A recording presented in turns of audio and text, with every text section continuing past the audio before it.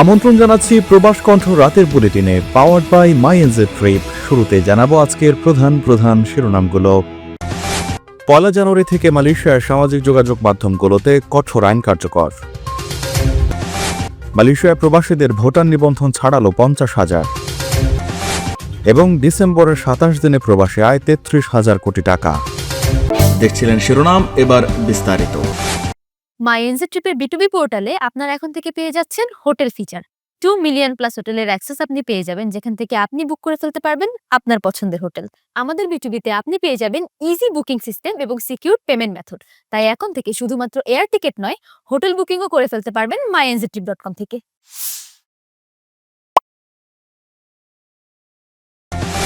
মালয়েশিয়ার স্থানীয় আইন ও প্রবিধান মেনে চলতে সামাজিক যোগাযোগ মাধ্যম প্ল্যাটফর্মগুলোর উপর কঠোর নজরদারি শুরু করতে যাচ্ছে দেশটির সরকার।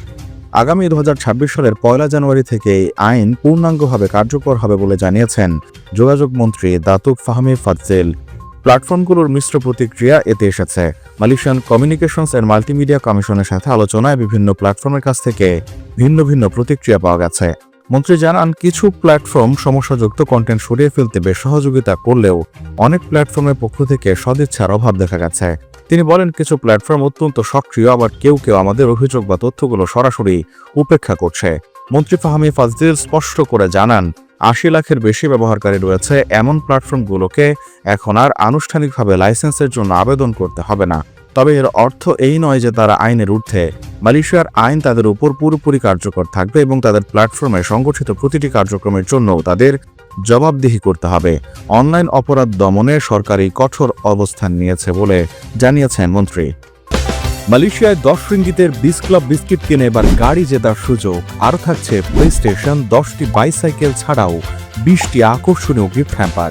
অংশ নিতে আপনার নাম, ফোন নম্বর, দোকানের নাম আর ভাউচারের ছবি পাঠিয়ে দিন কিউআর কোডের লিঙ্কে। অফারটি চলবে 28 ফেব্রুয়ারি পর্যন্ত।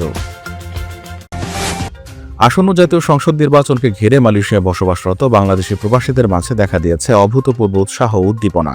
দীর্ঘদিন প্রবাসে থেকেও দেশের রাজনৈতিক প্রক্রিয়ায় যুক্ত থাকার সুযোগ এবার বাস্তবে রূপ পেয়েছে পোস্টাল ব্যালট ব্যবস্থার মাধ্যমে।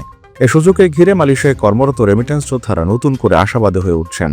সর্বশেষ তথ্য মতে মালয়েশিয়া থেকে 50,430 জন প্রবাসী বাংলাদেশি পোস্টাল ব্যালটের জন্য সফলভাবে ভোটার নিবন্ধন সম্পন্ন করেছেন। দিনমজুর থেকে শুরু করে নির্মাণ শ্রমিক, কারখানা কর্মী ও পেশাজীবী সব শ্রেণীর প্রবাসীদের মাঝেই নিবন্ধনে ব্যাপক আগ্রহ লক্ষ্য করা যাচ্ছে। নিবন্ধন কার্যক্রমকে সহজ ও গতিশীল করতে গুরুত্বপূর্ণ ভূমিকা পালন করছে কুয়ালালামপুর অবস্থিত বাংলাদেশ হাইকমিশন। হাটে, মাঠে, ঘাটে, কর্মস্থল ও আবাসিক এলাকায় গিয়ে সাধারণ প্রবাসীদের হাতে কলমে সহায়তা করছেন হাইকমিশনের সংশ্লিষ্ট কর্মকর্তারা। পাশাপাশি স্বেচ্ছাশ্রমে নিবন্ধন কার্যক্রমে যুক্ত হচ্ছেন অনেক সচেতন প্রবাসীও, যা প্রবাসী ঐক্যের এক অনন্য দৃষ্টান্ত। চলতি মাসে উল্লেখযোগ্য হারে প্রবাসী আয় আসছে। ডিসেম্বরের প্রথম 27 দিনে এসেছে 275 কোটি মার্কিন ডলার, দেশীয় মুদ্রায় যার পরিমাণ 33,574 কোটি টাকা। রোববার বাংলাদেশ ব্যাংকের নির্বাহী পরিচালক ও মুখপাত্র আরিফ হোসেন খান এসব তথ্য জানিয়েছেন। সংশ্লিষ্টরা জানান, যদি রেমিটেন্স আহরণের চলমান এই প্রবাহ অব্যাহত থাকে তবে ডিসেম্বর মাস শেষে প্রবাসী আয় $3 বিলিয়ন ছাড়িয়ে যাবে, যা দেশের বৈদেশিক মুদ্রার বাজারে এক শক্তিশালী ভিত্তি স্থাপন করবে। বাংলাদেশ ব্যাংক জানায়, চলতি মাসের 1 থেকে 27 ডিসেম্বর সময় দেশে 275 কোটি 20 লাখ ডলারের রেমিটেন্স এসেছে। গত বছরের একই সময়ে প্রবাসী আয় এসেছিল 240 কোটি 80 লাখ ডলার। সেই হিসেবে প্রবাসী আয় বেড়েছে 14.3%।